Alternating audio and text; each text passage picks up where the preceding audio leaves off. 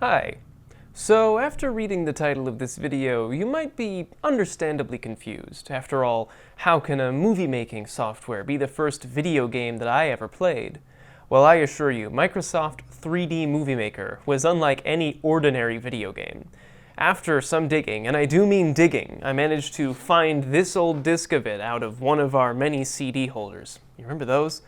And I honestly forgot just exactly how strange this game is. But I've had a firmly held belief for a long time that the kinds of games that we play, and especially our introductions to them, shape the way that we form opinions as well as interests. I think video games are one of the most pure expressions of what people are really interested in. Those who like fantasy settings probably gravitate towards fantasy games. Your hobbies and the video games you like are directly related, at least in my mind. So as somebody who really does love video editing, as well as content creation and 3D modeling, how would a 3D Movie Maker game have influenced me? I really did want to find out, so please, come with me as we explore 1995's Microsoft 3D Movie Maker. Well, hello there. My name, if I may present myself, is McZ. Nice to finally meet you face to face. Let's see. To go to Imaginopolis, I'll pack the help machine, in case you have any, movie-making questions, etc. The portfolio, where we keep all of our magnificent work. The toolbox, so we have everything we need to make a sweet, cool movie. The talent book. So, it's obviously not your ordinary video editor. But what exactly is it? I mean, it's a 3D movie maker, obviously, but what is it? This was the first video game that I ever played, at least to my knowledge. And honestly, looking at it now, I don't know what it's supposed to be. It's certainly not for those who want to get into 3D motion graphics, because it doesn't offer very robust tools for that, simple letters flying across the page. It's not for those who are looking to get into film editing, such as, Source Filmmaker, because that didn't exist at the time, and this certainly wasn't trying to be that.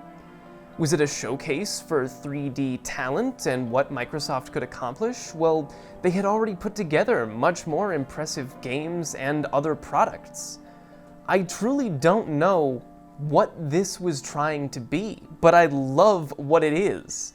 It's comprised of these strange, eldritch horrors, each character looking more and more grotesque than the last. It surprised me even to this day that I remember certain lines. For instance, the test scene that they give you of a scientist and a fat man strapped to the chair. He says, "What do you want to be, Bongo?" I can transform you into anything, as long as the recipe is in my book. And he says, "I want to be lean and mean." And then there's this very awkward cut before the scientist turns to the camera and says, "Well, okay, let's give it a try." It's that sort of odd nostalgia that I feel for this game and the strange abominations that lie within it. The things that these characters say are pre-programmed. I think you can record your own lines, but again, that's barely a feature at this point. In 1995, maybe it was impressive, but was this a game for children? Was it a game for children who wanted to be directors of 3D models? Next, we'll change the camera angle to focus the attention on Gregory's face. Pixar, I guess, had made their debut, but even then, was this supposed to inspire children? As far as I'm aware, this was freeware. This came with specific models of Windows as a Microsoft product, similar to the Office suite. I haven't found very much more information than that, other than very few copies of it exist in the wild. Okay, everyone, I need to stop the video very briefly, because originally here I had an entire section on the character of McZ, the guide for the user throughout the game, who's the one taking you through each of these rooms and telling you what they're about. I should be showing footage of him on the screen now, but it is of paramount importance that I inform you that McZ is voiced by Michael Shapiro, who voices the G-Man in the Half-Life games. This is the most mind-bending observation that I have ever made of a video game, that the G-Man himself is the person who is walking you through all of these 3D movie maker tutorials. This is by far the strangest thing that I have ever learned in my life, and I made it through the American education system. Sorry, I had to point that out very quickly. Back to your regularly scheduled content. Rise and shine, Mr. Freeman. I decided to do a bit of a deep dive into the game, actually putting together some scenes. For one, it had kind of an interesting ongoing mechanic.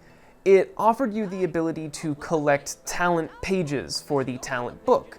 This would give you new characters to use in your scenes, and I think it came with new lines, though I was unable to find any proof of that. The scenes themselves take place in three-dimensional space, but in a very linear way. You can only select one or two camera angles to change throughout the scene. The characters will stay where you've put them, though, which is a bit of a feat, if you ask me, for something so consumer level. This I remember playing on a very old gray Dell tower, and it ran perfectly fine. As a matter of fact, I recall making scenes in this game being the reason that my family forgoed cable for a long time, because we had so much fun making our own content. Once Microsoft's Movie Maker came to our computers as well, we would make our own AMVs inspired by the work we had done in this game. Also, for some reason, the soundtrack was absolutely phenomenal.